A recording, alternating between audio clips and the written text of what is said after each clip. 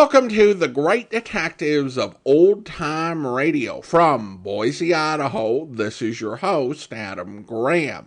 If you have a comment, email it to me, box13@greatdetectives.net. Follow us on Twitter at Radio Detectives, and check us out on Instagram, instagram.com/Great Detectives. Our listener support campaign continues, and you can become one of our ongoing Patreon supporters for as little as $2 per month. And I want to welcome Janet aboard as our latest Patreon supporter at the Shamus level of $4 or more per month. Again, thank you so much for your support, Janet. You can also mail a donation to Adam Graham, P.O. Box 15913. That's P.O. Box 15913, Boise, Idaho 83715. Now it's time for the conclusion of this week's Yours Truly Johnny Dollar serial. The original air dates April 18th, 19th, and 20th, 1956. And it is The Shepherd Matter episodes 3, 4, and 5. From Hollywood, it's time now for Johnny Dollar. This is Miss Streeter at Dr. Shepard's office. Yes? Dr. Shepard gave me your hotel number. He said you were to come in for a head x-ray. Let me talk to the doctor about that. Well, he's out on house calls right now, Mr. Dollar. He'll be back late this afternoon. He seemed very concerned over He ought to be. A friend of his banged me on the head with a gun this morning. That's why the x-ray. Well, could you possibly come in and have it made? Doctor was most insistent. All right, Miss Streeter, I'll be right over.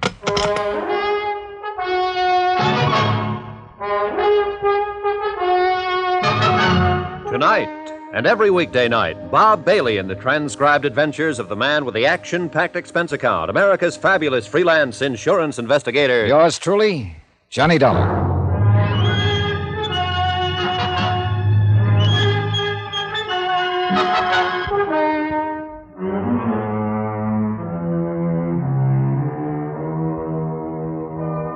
Expense account submitted by Special Investigator Johnny Dollar to Richard Porter, 480 Webster Boulevard, Providence, Rhode Island. The following is an accounting of expenditures during my investigation of the Shepherd matter. Expense account item 4, $1 cab fare from my hotel to Richard Porter's office. Porter was sympathetic. You know, I feel very responsible for this, Mr. Dollar. I hired you to look into all this. It'll go away. I've been hit on the head before. Hey, do you have anything to drink in here? Oh, sure. You never can tell when a snake will come up and bite you. Yeah, here you are. Mm-hmm. Thanks. I suppose you came in to give me your expense sheet now that it's all settled. Not exactly, Mr. Porter. It isn't settled for me. Well, certainly you know I'll assume any medical expenses involved here. No, I'm not talking about that, Mr. Porter. Sit down. Now, look, there's something going on here, and we might as well have it out. You hired me to investigate a client who wanted to buy $80,000 worth of straight life insurance, right? Yes. Now, that client explained why he called for that insurance. Not to my satisfaction, but he explained it. He said a man named Paul Forbes had threatened his life. Threatened it because Dr. Shepard had advised Forbes' wife to get a divorce. I know you didn't believe this, but the facts now seem to bear it out. I went over to see Forbes this morning to talk to him about his threats. I managed to get my name out, and Forbes attacked me, so I got this. Then Forbes ran out. Mrs. Forbes and a servant in the house gave me first aid. All the time they were doing it, they were apologizing for Forbes and his violence. Finally, Dr. Shepard came in, called the police, and told them to pick up Forbes. And the police will pick him up if they haven't already, and Dr. Shepard will prefer charges. And that won't be that, Mr. Porter. Not as far as I'm concerned. Dr. Shepard's story is still leaky. I'm sorry, but I think it has more credence than ever in view of what's happened. You told me yourself his wife and the servant admitted Forbes had threatened Dr. Shepard's life. Oh, I believe that part. But Shepard lies so much you can get to believing him. What lies, for heaven's sake? Oh, for one thing, his reason for not calling the police right away. I mean about how delicate Mrs. Forbes' condition was. She looked pretty healthy to me this morning. Another thing, he described Forbes as a man with homicidal tendencies. Now, Dr. Shepard's supposed to be an expert on behavior. And he thought that if I talked to Forbes, I might settle the matter peaceably. But Forbes attacked me as soon as I told him my name. I didn't get a chance to talk. Well, Dr. Shepard has no control He felt pretty sure I could talk to Forbes. If you don't like that, let me go on. What reason did Forbes have to hit me? He didn't know me from a load of coal. Somebody put him up to it. Who? Now, who do you think? Shepard, for some reason? Shepard was the only one who knew I was going right over there. But why? I don't know. What would he gain? My business for an x-ray. Yeah, you're joking now. I suppose I am, but I got a headache. I feel awful. Oh, here. How about Mrs. Forbes? Oh, here. Thanks. Oh, she seemed like a genuine enough person. Not sick the way I expected her to be.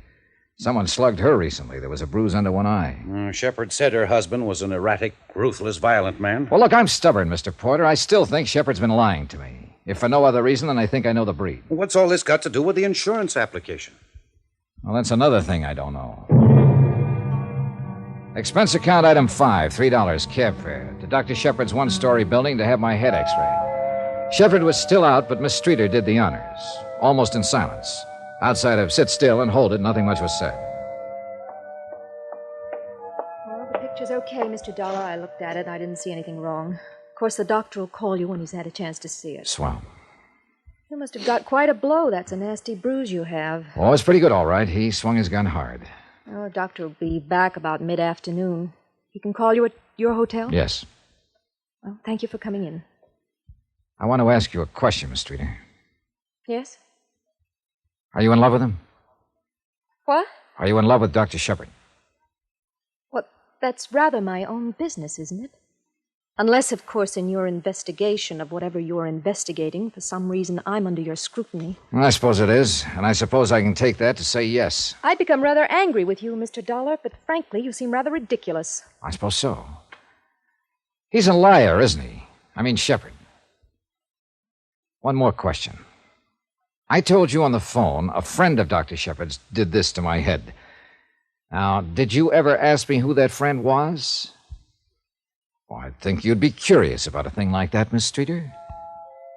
I think I have a great deal of work to do, Mr. Dollar.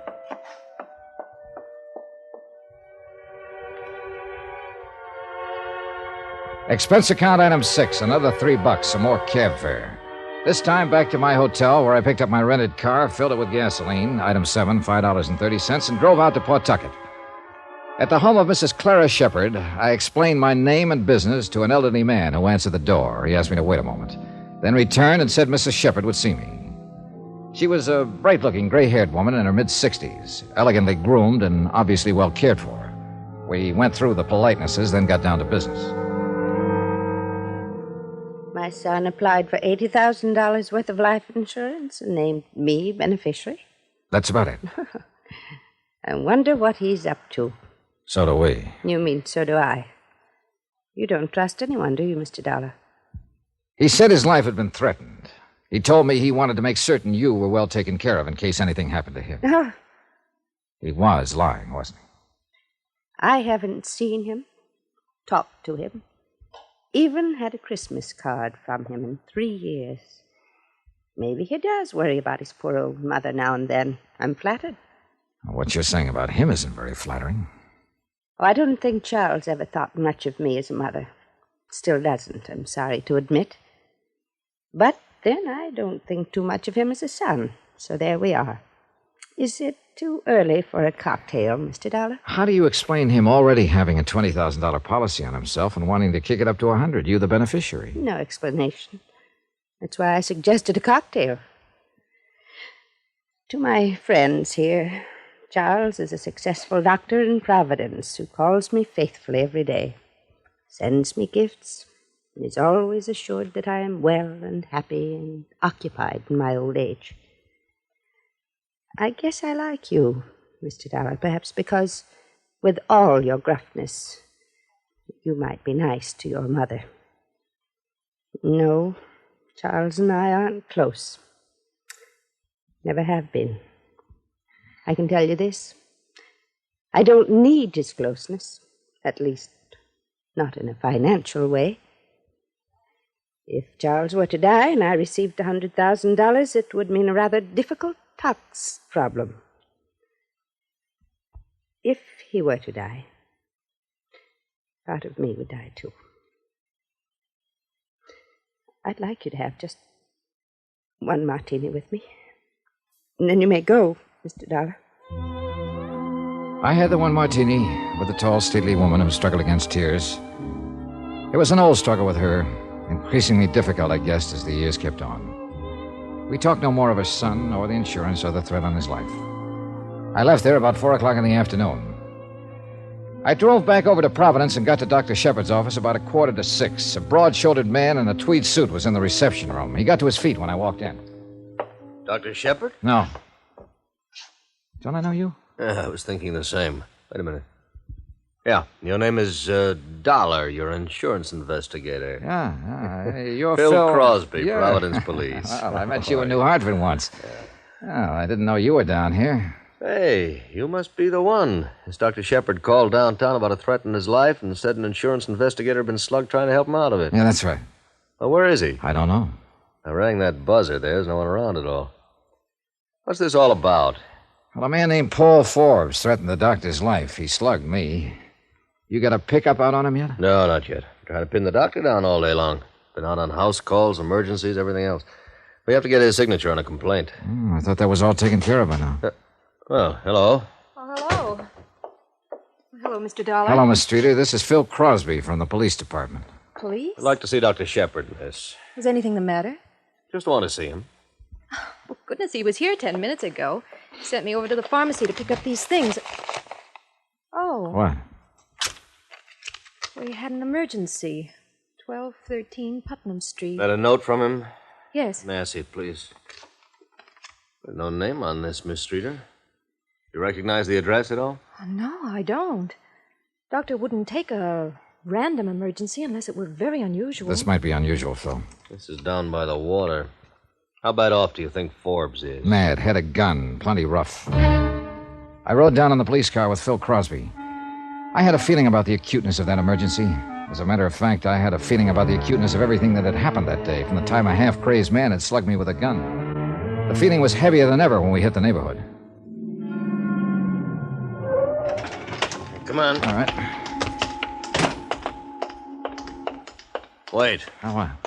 1213 Putnam Street. That'd have to be that vacant lot over there.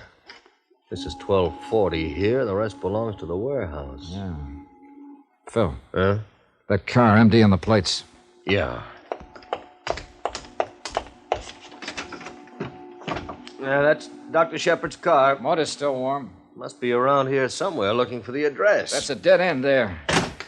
I better call in for some help. Fog's coming in if he's wandering around here. Yeah. Phil Crosby went off to find a telephone and request help. I stood by Dr. Shepard's car, waiting and listening and smoking. Nothing happened. No one cried out. No guns went off. Then Crosby drove up in the police car. Come on, report's in.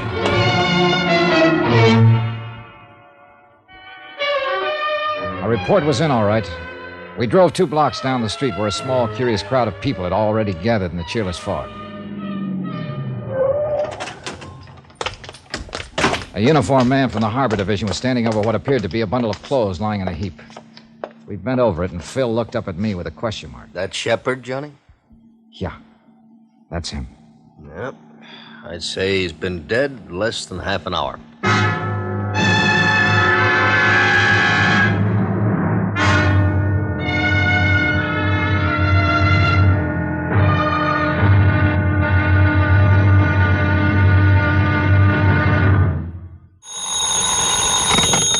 Johnny Dollar. Phil Crosby, Dollar. Were you in bed? Nope. Good. Put on your coat and come on downtown.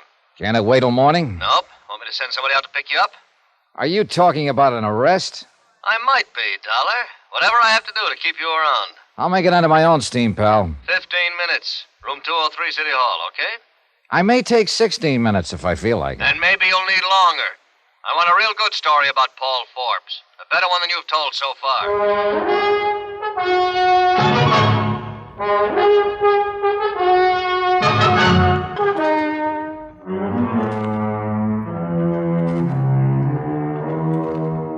Expense account submitted by Special Investigator Johnny Dollar to Richard Porter, 480 Webster Boulevard, Providence, Rhode Island. The following is an accounting of expenditures during my investigation of the Shepard matter. Swindle sheet item 7, 10 cents, one newspaper. It carried the story of Dr. Shepard's murder and told how his life had been threatened by Paul Forbes earlier in the week. Obviously, Dr. Charles Shepard had been lured to his death by Forbes, who had telephoned him, pretended to need a physician, waited until the victim appeared, and then shot him down. The police had an APB out for Paul Forbes. All parties concerned were notified. The deceased was survived by his mother, Mrs. Clara Shepard of Pawtucket. Amen.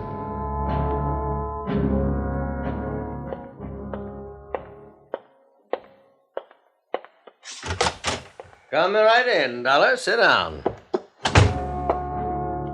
There were about 6 people in Crosby's office, among them Richard Porter, who had hired me to investigate Shepard because of a suspicious insurance application, a uniformed officer from the Harbor Patrol who had discovered Shepard's body, and 2 other men from Crosby's staff.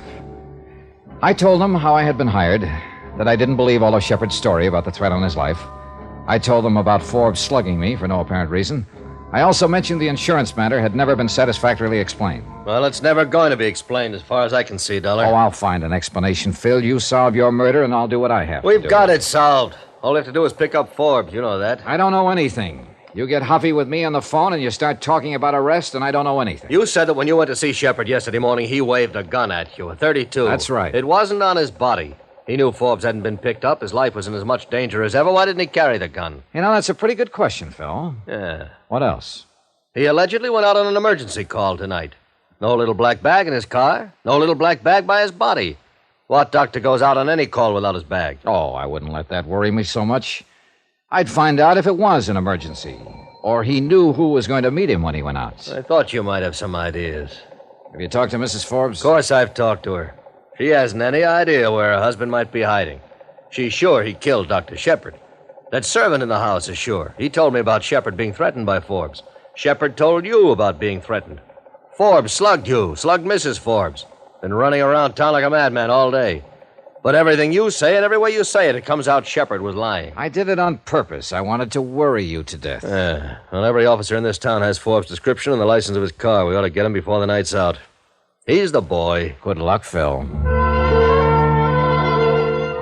He was a good policeman with a lot of doubts, and he was mad about them. And that's what it generally takes to get matters straightened out. I found Corrine Streeter at the morgue, standing beside the marble slab on which her late employer had been laid. She looked pale and wan in her stiff white uniform and blue nurse's cape. Her eyes were red with tears, but no sound escaped her. Then she looked up at me once, sighed, and started out of the place. Wait. What now? Well, I'd like to help you. Can you help him? No. No, you can't. No one can. I tried. Who did it? Well, the police say Paul Forbes shot him. It looks that way from all they can gather. Over Mrs. Forbes? Yes. Oh. They're looking for him, I suppose. Yes. Well, you're something of a policeman, Mr. Dollar. Why aren't you out helping them or something? Please, Miss Streeter, I know we've had words. I'll answer that question you asked me earlier today. What? You asked me if I loved Dr. Shepard. Yes, Mr. Dollar, I loved him. I loved him more than my whole life. When she said that, and for some reason I don't know, I had a feeling that I was hearing the first bit of unembroidered truth I'd heard in 2 days. It didn't make me feel any better, but it did clear up something that had been in the back of my mind, working its way to the front. Expense account item 8, $6.70. A steak, 3 martinis, and an order of sliced tomatoes. I finished eating at 2:30 in the morning. I really didn't want it, but I did want to sit down and do some thinking. After that, I climbed into my rented car and drove out to Dr. Shepard's office building. Expense account item 9, $5 even. Bribe for watchman. I shouldn't be doing this, you know. Might lose my job over it. But since you're from the insurance company, I guess you're all right. I sure appreciate it. Too bad about Dr. Shepard. Nice fella. Yeah, very nice. What is it you think you'll find? Police been here till almost an hour ago, poking around. Do you know if they found anything? Oh, sure. Doctor's emergency kit. Heard him say he didn't take it with him when he went out in that last emergency. Well, I won't be long. Oh, I'm going to come right in and watch you. Shepard had been a thorough man, and from all evidence, he and Miss Streeter kept and operated an efficient file system in the office. However, he had kept no medical history of his prime patient, Pauline Forbes. As a matter of fact, in checking over both the patient's files and the card files, there was no evidence to indicate that Mrs. Forbes had ever been a patient of Shepard's, which seemed strange in view of the fact that he told me he treated her for 14 months or better and ended the treatment by advising her to divorce her husband. What's more, he had never mentioned that Paul Forbes had been one of his patients. But an entry dated some 2 years before disclosed the fact that Dr. Shepard had examined, treated, and discharged Paul Forbes as a patient. These two developments supplied me with all of the curiosity I'd need for a while. Nurse Corinne Streeter's home address was duly noted on Dr. Shepard's phone book. Oakdale House, surprisingly enough, on Oakdale Street. Special rates for nurses. Room 205.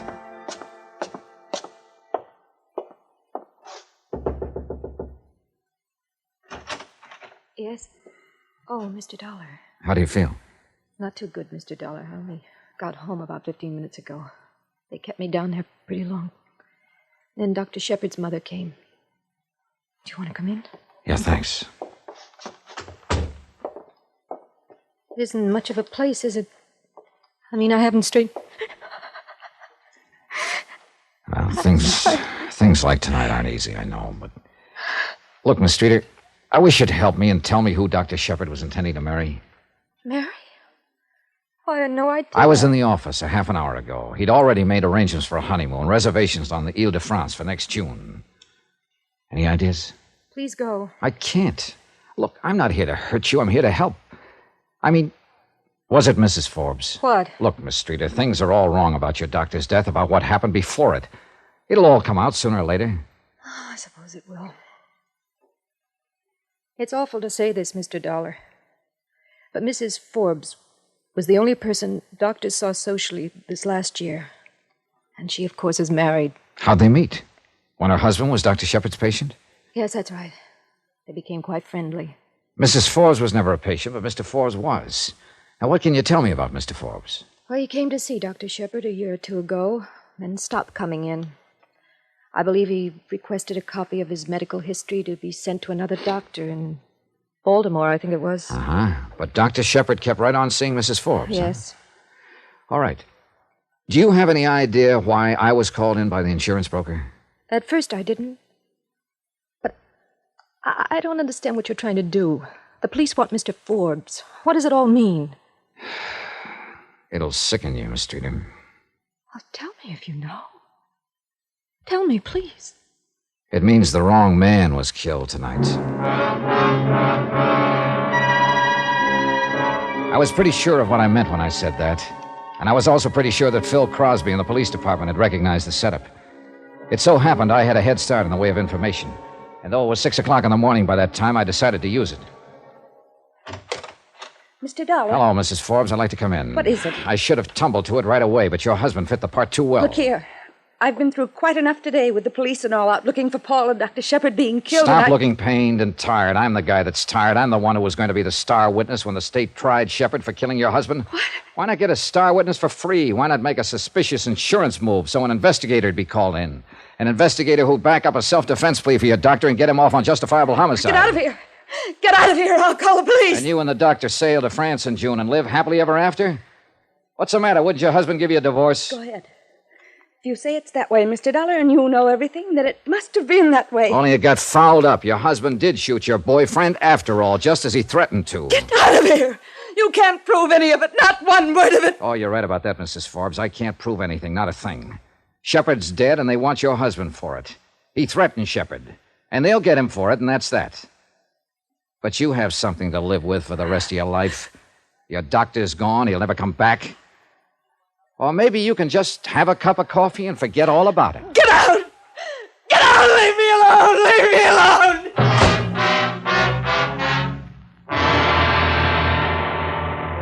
What? Yeah, that's it, Phil. That's what was supposed to happen. Shepard had it planted all over town how Forbes had threatened his life. He had witnesses. He had me, even. All he had to do was go out and shoot Forbes any place, any time. But Forbes got him first. Can people get by with this kind of thing in our courts of law? If and when you get your hands on Paul Forbes, will he have any kind of defense? Oh, he'll get him, Dollar. The other I can't answer. What you just told me can't be proven. I don't see how a lawyer can do much for a guy who threatens another man's life and then finally guns him down, do you? But it was Forbes who was the marked man all this time. He was supposed to die. If it could be proved that Forbes was a patsy, that the doctor intended to gun him down... Up to the judge and jury, Johnny. When we get Forbes, he'll be arraigned and indicted for first-degree murder. Don't worry about that part. The rest is up to the court, out of our hands. After all, we're pretty sure Forbes shot and killed Dr. Shepard. Hang up that phone, Dollar. You still on the wire, Johnny? Hang it up or I'll blow your head off. Paul Forbes looked the part of a fugitive. His coat was ripped in several places. The knuckles on his left hand were torn and raw. There was mud on his shoes and pant legs. His eyes told the rest of the story. He was blazing mad. He had a gun, and he wasn't afraid to use it.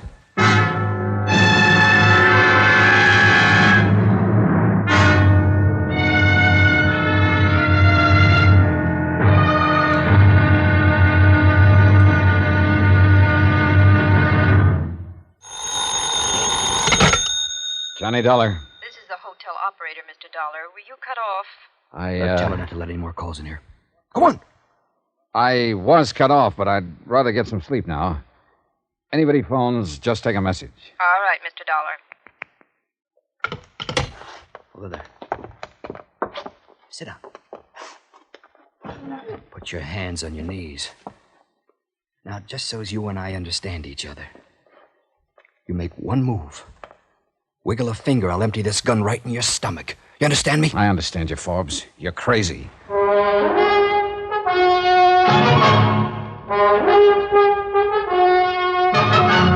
Tonight, and every weekday night, Bob Bailey in the transcribed adventures of the man with the action-packed expense account, America's fabulous freelance insurance investigator. Yours truly, Johnny Dollar.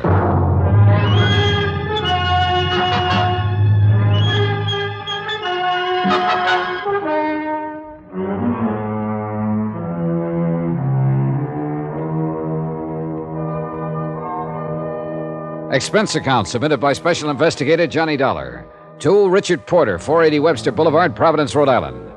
The following is an accounting of expenditures during my investigation of the Shepherd matter. I was pretty sick of it and with it when I had Paul Forbes visit me in my hotel room about 7 o'clock in the morning. He'd used a gun in front of me once before to crack my skull. I decided I'd try to avoid that again.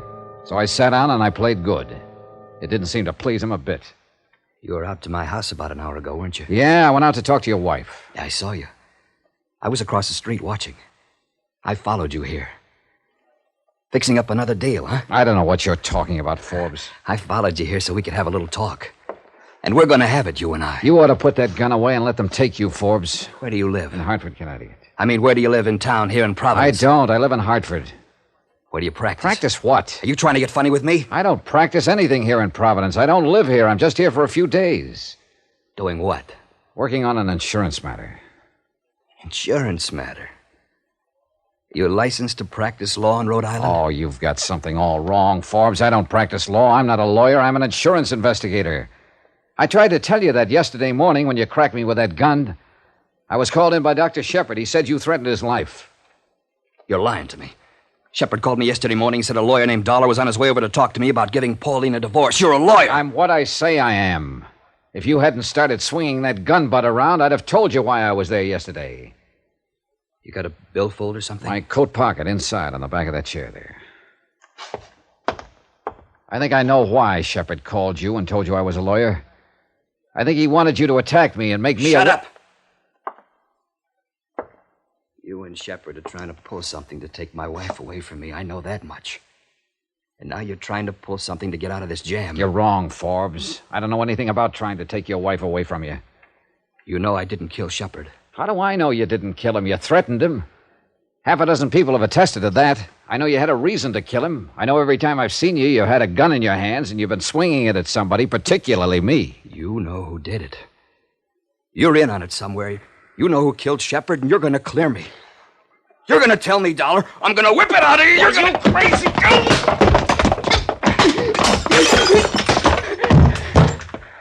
All right. Get on your feet.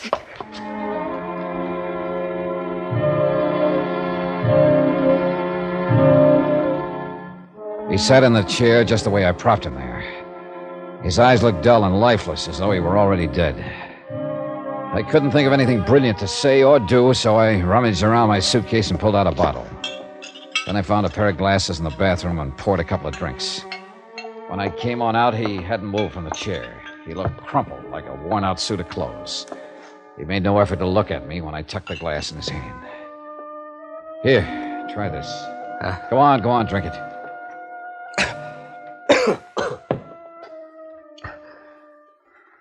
Why don't you call the police? Now, you say you followed me here to have a talk and find out what's what. Now's the time to talk, pal. This thing isn't the best conversation piece in the world. Leave me alone. Call him in. You have something going for you here. This gun hasn't been fired. Do you have another one? No. No, Dollar, I didn't kill Dr. Shepard. I wanted to more than anything in the world. But I didn't kill her. Now, look, I want some facts. So let's start with last night. Where were you when Shepard was shot?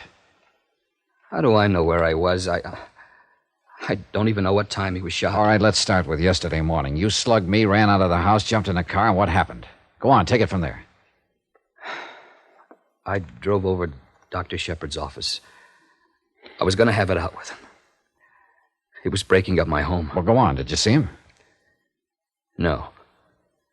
I parked down the street from his office, and then I saw him jump in his car, and I followed him. He came back over here. I knew my wife must have called him to take care of you. What happened then? I went over to the park and sat and tried to figure things out. You don't know what I've been through this past year. All right, go on. Then I went to a bar. I was hungry. I hadn't eaten all day. I got a couple of sandwiches, and then I had some drinks. I don't know how many. Anyhow, the more I drank, the more hopeless everything looked. Did you call Shepard? Yeah. I called him from the bar. Any idea what time it was?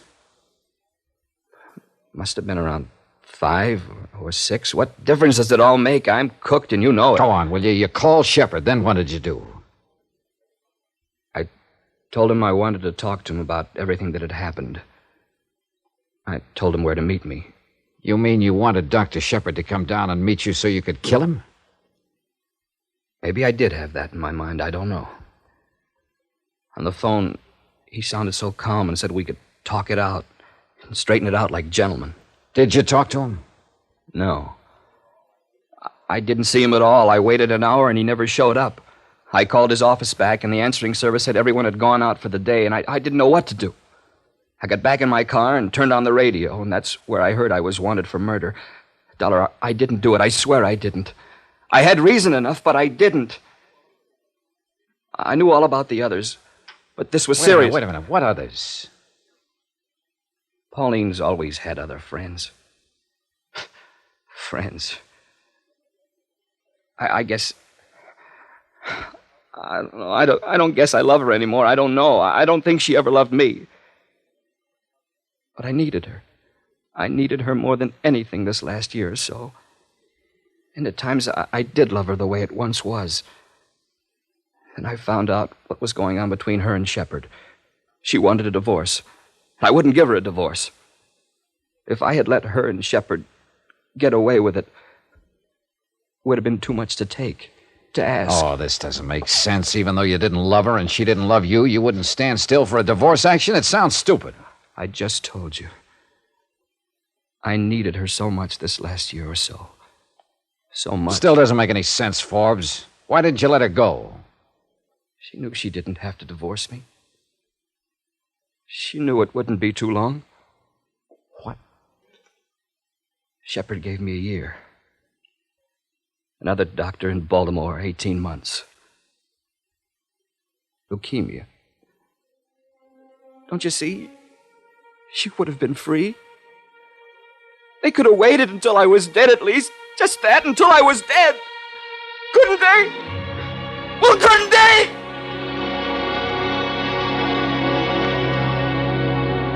Expense account item 10, $2, sleeping pills.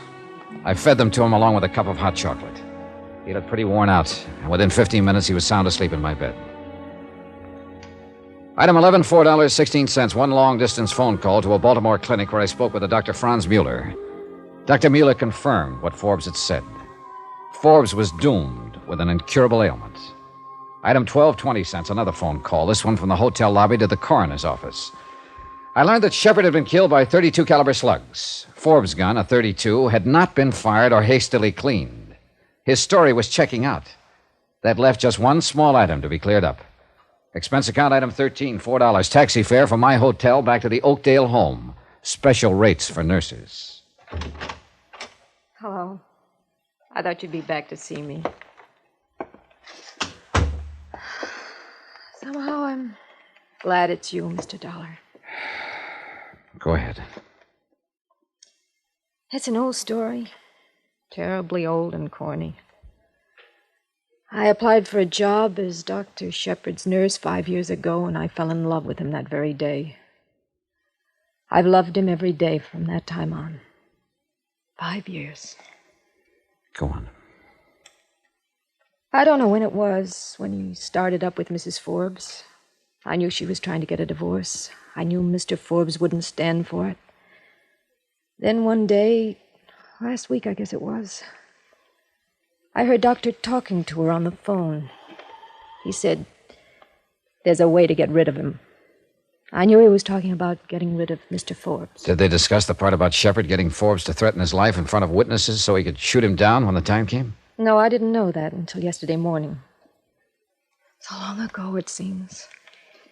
You came to see Doctor, and then you left. I overheard him on the phone again. He called up Mr. Forbes and said Mr. Dollar was coming over to talk about the divorce action. And he knew Forbes would be upset enough to attack me. Doctor was very good about anticipating what people would do in given situations. Even me. I was in the office when Mr. Forbes called last night. I saw Doctor put the gun in his coat. I knew he was going down to meet Mr. Forbes and shoot him, so I followed him. He was walking around in the dark looking for Mr. Forbes with a gun in his hand. I ran up to him and pleaded with him not to be crazy, that Mrs. Forbes wasn't worth it. Then he said he was going to kill me, too. We struggled. The gun went off. I don't know how many times. I can help you, Corinne. You didn't mean to kill him. He meant to shoot you. When all these other details come out, the most they can charge you with is second-degree justifiable or manslaughter. No, you're nice. But I can't get off. Huh? I guess the police haven't found her yet. I went over and killed Mrs. Forbes an hour ago.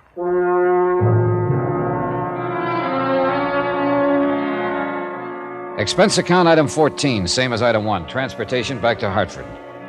The next time you have a doubtful insurance application, Mr. Porter, settle it yourself or call someone else. Don't call me. As far as I can add up, and I'm not going to recheck the figures, expense account total is $485. Yours truly, Johnny Dollar.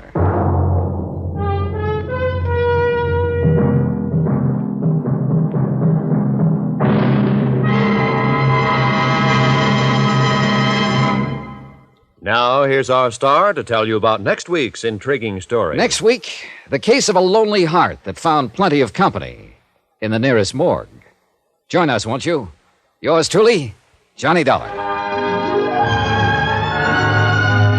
Yours truly, Johnny Dollar, starring Bob Bailey, is transcribed in Hollywood. Written by John Dawson, it is produced and directed by Jack Johnstone. Heard in this week's cast were Jeanne Bates, Virginia Gregg, Russell Thorson, Parley Baer, Herb Ellis, Barney Phillips, and Lawrence Dobkin. Musical supervision by Amerigo Marino. Be sure to join us on Monday night, same time and station, for another exciting story of yours truly, Johnny Dollar. Roy Rowan speaking.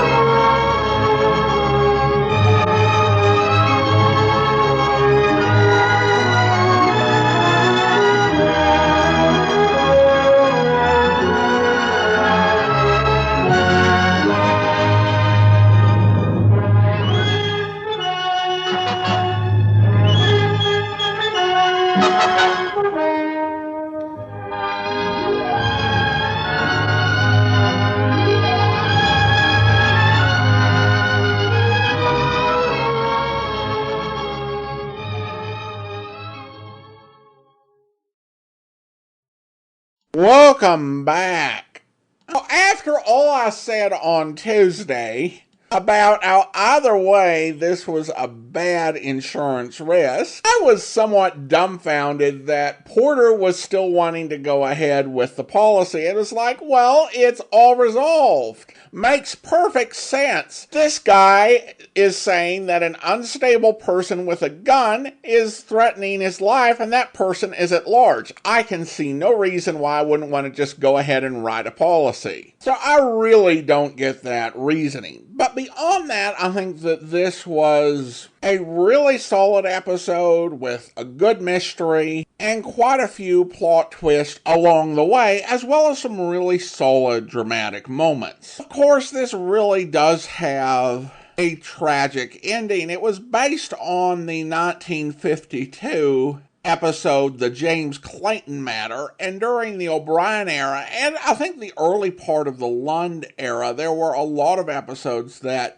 had these sort of endings. I think it has more impact here, and it calls to mind a sort of discussion or dialogue of sorts going on YouTube. Recently, a gentleman from Ireland has been going through the Johnny Dollar half-hour episodes and posting his comments, and they're fascinating, really interesting perspective, certainly coming at it differently than many folks in the States do. And one thing he contends is that the serials are not better than the self-contained stories. From his perspective, and I think it's a perfectly valid perspective, he remembers the plot to the half-hour episode and gets to hear the same mystery play out over like an hour and 10 minutes that played out just as well over 26 or 27 minutes. But to me, I think that what makes the serial special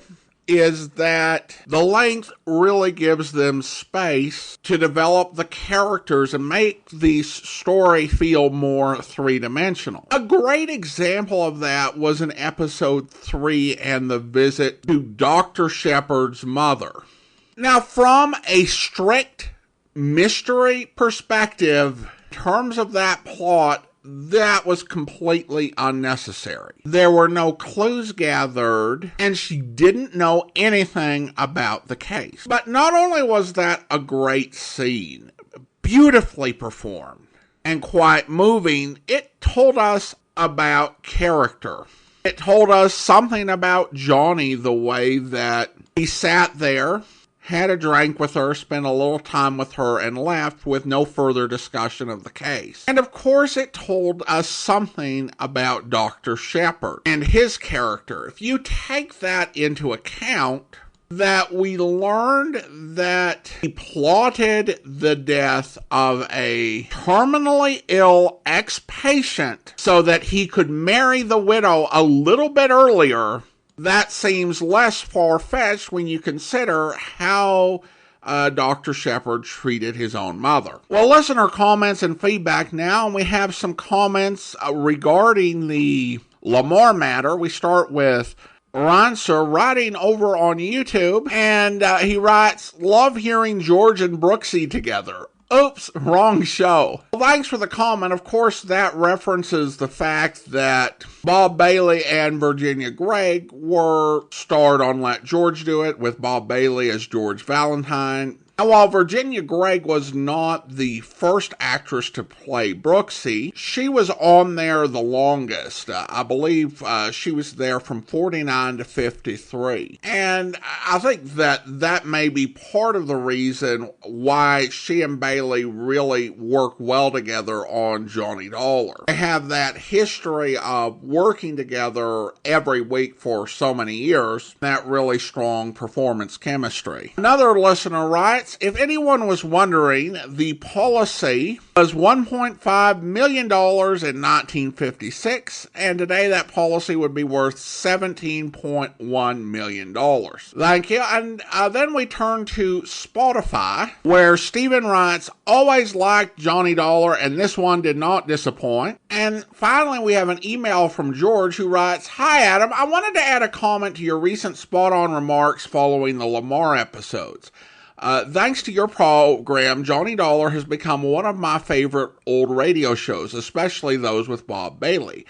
That doesn't mean I don't have a nit or two to pick now and then, and the Lamar matter was a classic example of both the strength and weakness in the show. Bob Bailey did his usual excellent job in humanizing his character as he struggled to balance personal feelings with his professional responsibilities in the case. Yet he once again fell prey to one of his almost teenage-like crushes with a female in the case, falling hard and fast. The immediate tip-off, of course, is the female character speaking in an exaggerated and breathy voice, purring, "Johnny." You can almost picture him melting on the spot. Works every time, even if, as often the case with the usually too young widow or some old dead policyholder. I guess this panting delivery was considered sexy and alluring at the time. Perhaps you had to use your own imagination, but today it's almost laughable, even with the fine acting of a Virginia Gregg. Anyway, I still love the show, and thank you again for bringing all of this fine programming for us to enjoy. Well, thanks for the comment, George. And I think it's an interesting point. The Lamar matter, I think, is a little bit different than some of the other cases, in that he met Vonnie before he took the case, and so had pre-existing feelings for her, and perhaps those developed after a lot of overwork and the end to the Jolly Roger fraud matter, which had been kind of unpleasant. I think it was more of a challenge in that regard than is typical. There is, I think, a pattern of him falling for women in cases, but I think that he does tend to be a little bit more careful about how hard he falls while he's investigating a case, knowing that as soon as he meets a particular woman that she may be involved in something that he's investigating. And there are, of course, plenty of cases where he doesn't fall for the woman, because such as in the Quay Bono matter or the Lorco Diamonds matter. It honestly suggests like a bit of a conflicted personality for Johnny, because at times it seems like he's a perfectly contented bachelor, but then he'll have other times where there'll be some wistfulness and some slight moment of wondering what might have been. A classic example of that is in the Nick Shern matter, where he finds himself wondering what would it be like to be married and to have a child. At the same time, he doesn't really believe it's a good idea for an investigator to have a wife, because he's seen too many cases of things going wrong in the relationship or the investigator dying and leaving behind a widow. So he doesn't want to do that. And he also loves his career. He's got this conflict, which doesn't come up quite a bit. I think it would be a lot less interesting if it did. But I think Johnny is a bit lonely at his core, and that can be a weakness in some investigations, and a challenge that he deals with. I totally see what you're saying, George, but to me it does make him more interesting as a character. The Johnny thing is interesting in terms of its being this line that the Virginia Gregg's characters always try out when they are trying to seduce him. I would welcome additional feedback. I think that, one, I wonder how much of that would be the writers, that they've heard Virginia Gregg do that, as other characters are like, oh, Virginia Gregg is playing the femme fatale or innocent woman who actually just takes a romantic interest in Johnny. Let's go ahead and write that line. It's kind of an audio way to reflect that sort of attraction and interest. And it is a challenge over radio, because honestly, I've seen films where performers can say a lot with a look. A bit more limited on radio. You also don't want to get, too sultry. So it's kind of a fine balance. Now it's time to thank our Patreon supporters of the day. And as this is the first Friday in September, we will be thanking all of those Patreon supporters who have been supporting us 5 years this month. So I want to go ahead and thank Julie, currently supporting us at the Detective Sergeant level of $7.14 or more per month. Talia, currently supporting us at the Shamus level of $4 or more per month. And Kelly, currently supporting us at the Rookie level of $2 or more per month. Again, thank you so much for your support for 5 years. It's really and truly appreciated. And that will actually do it for today. If you are enjoying this podcast, I encourage you to follow us using your favorite podcast software. And if you are enjoying this podcast on YouTube, be sure to like the video, subscribe to the channel, and mark the notification bell. We'll be back on Tuesday with another Yours Truly Johnny Dollar serial. But join us back here tomorrow for Dragnet, where... I was telling these cops, or these officers, sir, I was walking up 8th Street on my way home as usual when I see this blue Chevy sedan pull up down the block there a little way and dump out the dame's body. Well, actually, I don't know what to think. You get a look at the license plate? Well, no, I didn't. Tell you the truth, I could hardly keep from... Well, I was just plain scared. Well, what did you do after you saw him throw the body out, son? Well, I just stood there for a minute and the fellow in the car drove right on past me. Did you get a look at him? I sure did. How close were you when he drove past? Well, now, it couldn't have been more than, 8 or 10 feet away. I was right over there by the street light near the curb. Would you know this man if you saw him again?